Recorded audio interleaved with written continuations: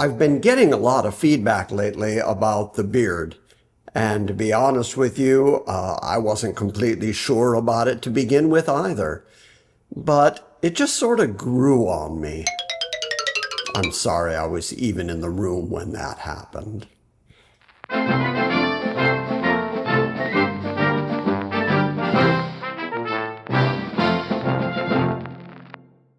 Through my years of being a pastor at GCA, I have received some gifts, things that have become precious to me. Bits of historic memorabilia, things like that. And I'm going to share one of those with you today, and then afterwards I'm going to tell you why it is that this meant so much more to me beyond just the historic value of it. I was given a page from the notes of C.H. Spurgeon, Charles Haddon Spurgeon. So the story goes. Back when Spurgeon used to preach at the Metropolitan Tabernacle, he had secretaries that sat on the front row who would write down everything that he said.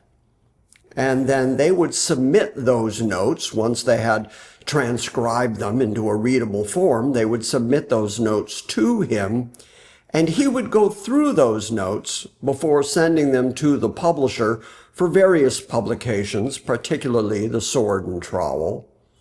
And as he would go through these notes, he had a rather infamous purple pen.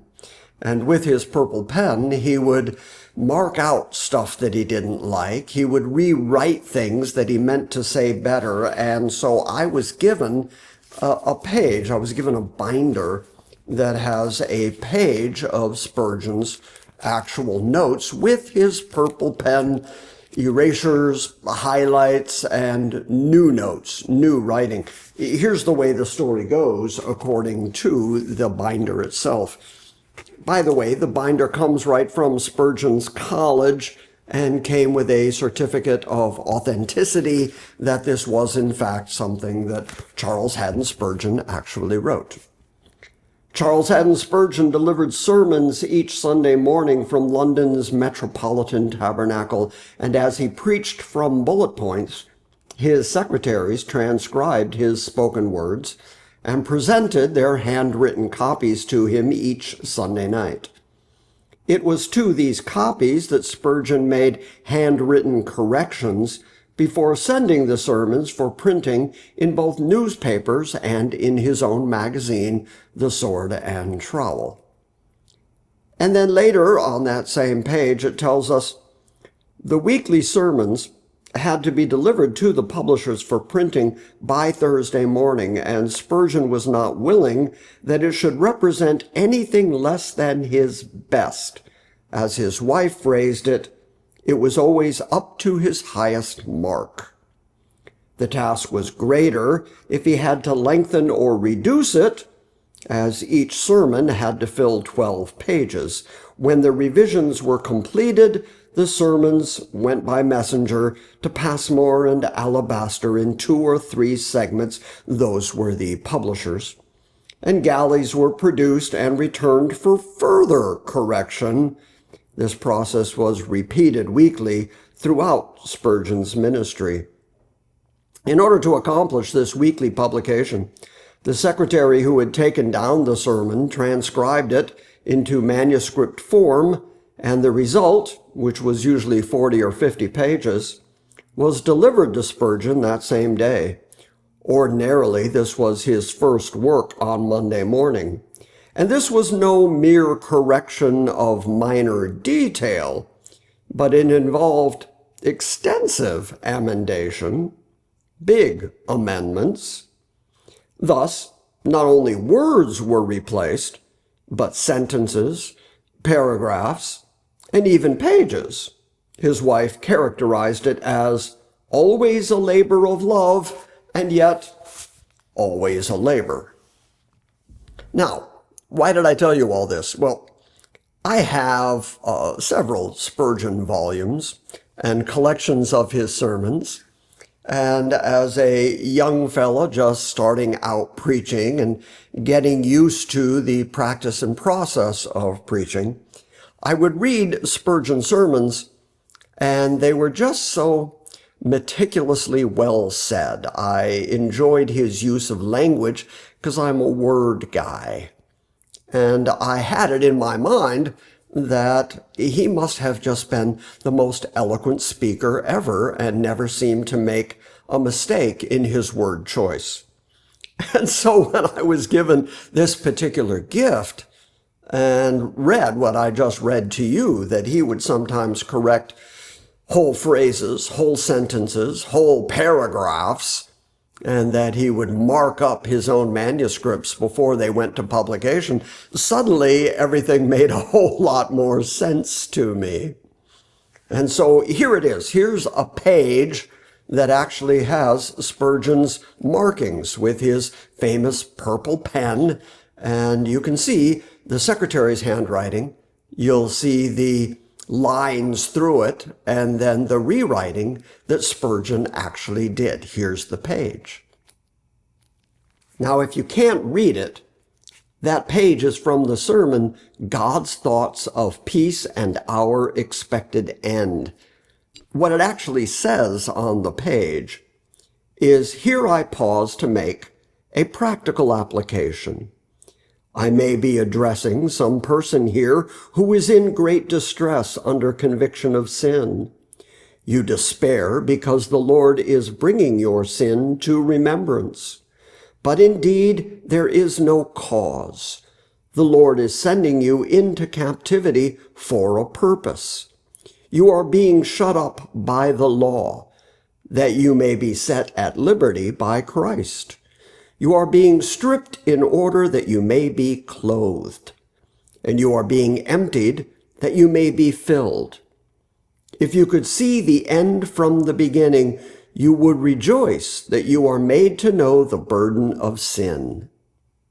And then at the bottom of the page, you can also see the word for after the comma, because he was continuing to write on the next page.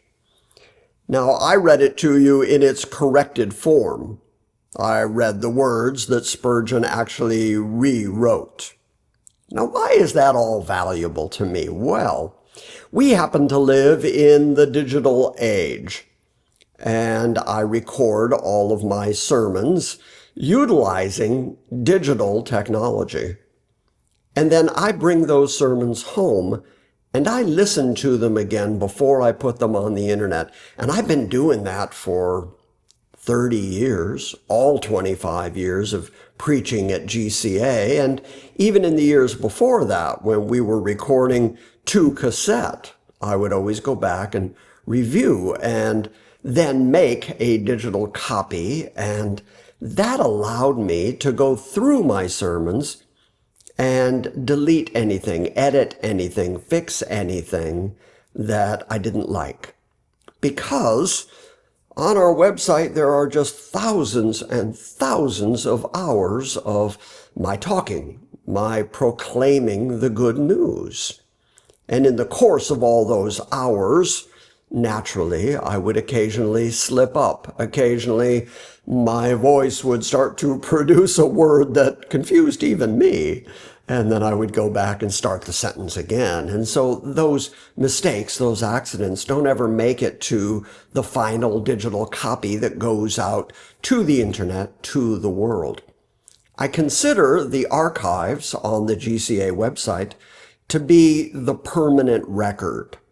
If I leave behind anything after all these years of doing it, it's going to be that. It's going to be the archive of all these years of teaching through pretty much every book of the Bible. And I don't know that it's going to have any value for future generations when I'm not here, but I do want to make it available, and I do care very much that everything I've said is valid. Now, I don't have Spurgeon's advantage. I don't get to go in and cross out sentences and then re-say them. But if I do say anything that I can't prove biblically, if I do say anything that is a major stumble or a major question, I can cut that stuff out so that it's not distracting when people are listening. Also, when folks are sitting in the room at GCA listening to me and looking at me, they can see when I stop to take a drink. They can see when I pause for anything or if there's any kind of disturbance in the room. But since what we make are digital recordings, I am aware that people listening don't know. They don't see the visual impetus of what's going on. And so I will usually close up those gaps and make the teaching more listenable. And that is the great advantage of digital recording and digital editing, and I have admitted for years that I do that. But then I was questioned once upon a time about my doing that. And the question was posed, is that actually fair? Is the end result a fair representation of what you actually said? And I pondered that for a little while until I bumped into Spurgeon's purple pen.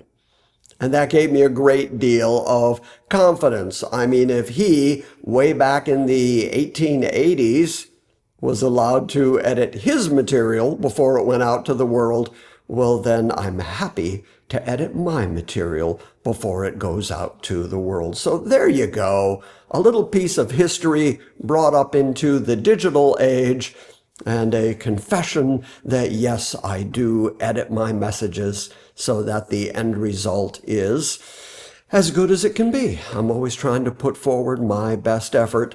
And according to Spurgeon's wife, that's what he did too. All right, just thought I'd share that with you. Hope you're having just a grand day.